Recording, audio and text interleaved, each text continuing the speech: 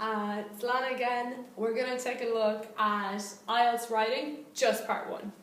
So altogether, writing is 60 minutes and you need to just devote 20 minutes to writing part one. So you need to write 150 words on some kind of visual information, and it needs to be in a report format. So you can have a bar chart or graph, a line graph or chart, you can have a pie chart, you can have a table, you can have a process, you can have some kind of diagram. Usually the first three, the table, the bar, line, graph and the pie chart are quite common.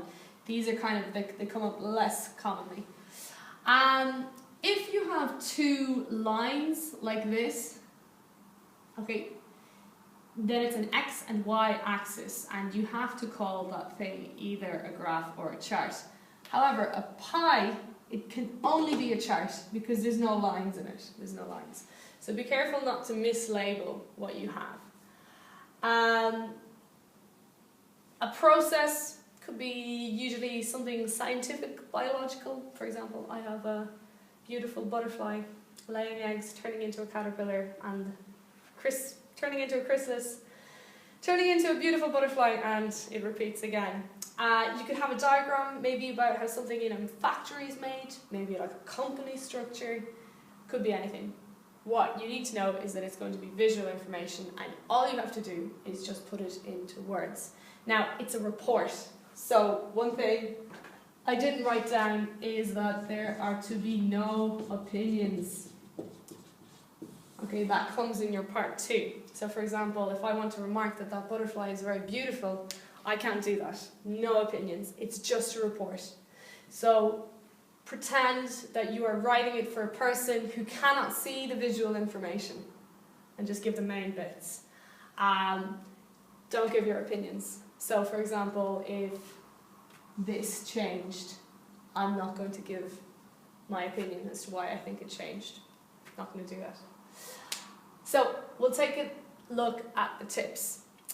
You have to stick to the time limit, alright, because the next part is going to be 250 words. It's twice as many marks.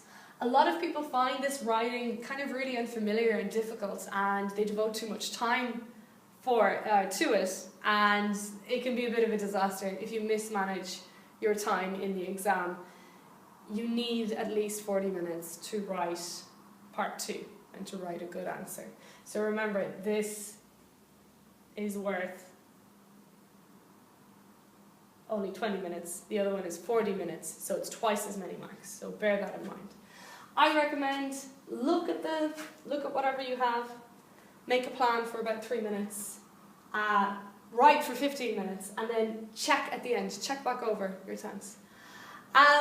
So it's pretty easy enough to start off with. They're going to give you a question. They're going to say, okay, this pie chart shows the proportion of different nationalities studying at CETA. So we have like Brazilian, Chinese, Japanese, Mexican, whatever, Greenland, I don't know. So in the question, one thing you should never ever do is copy it directly, okay? Because if you copy it, what happens is that they just knock that off your word count. They pretend like you didn't write it because you didn't, you just copied it. What you need to do is paraphrase. So let's have a look at the example. It says the graphs show sales of iPhones in Ireland for 2001 to 2011. I have to rephrase that. So if they say show, I'm going to say illustrate. So the graphs illustrates sales of iPhones. I say how many iPhones were sold, so they can see I'm using the passive in Ireland over a 10-year period from 2001 to 2011. So if I just wrote that, or if I rewrote that, I wouldn't get any marks. But if I rephrase it, I do get marks. Next tip is stick to your word limit. So make sure that it's not under. It's fine to go over. If it's under, it's a disaster. So you will get a low mark in your task accomplishment criteria. It's very, very hard to count all the words like this. takes a long time in the exam. So what I suggest you do to save yourself time is count how many words are in your first line. So we go 1, 2, 3, 10. And then count how many lines. Okay, 1, 2, 3, 4, 5, 6, 7, 8. So 10 by 8 is 80. Just, it'll give you a rough idea, and that way you won't waste precious time, you know, just counting all the words. It would be nice if they could just give us some Microsoft Word, if they could give us some computers, but unfortunately it's done by hand, so that's what you have to do. The next thing is tense. Okay, so watch what kind of tense are you going to be using in your answer. So for example, the graphs show sales of iPhones for 2001 to 2011. Now it's 2016, so I have to use the past tense. For example, if I'm going to use something for like a diagram, I might use the passive. So I'm using the passive a lot more here. And for the rest of them, depending on the date, you mostly are using the past.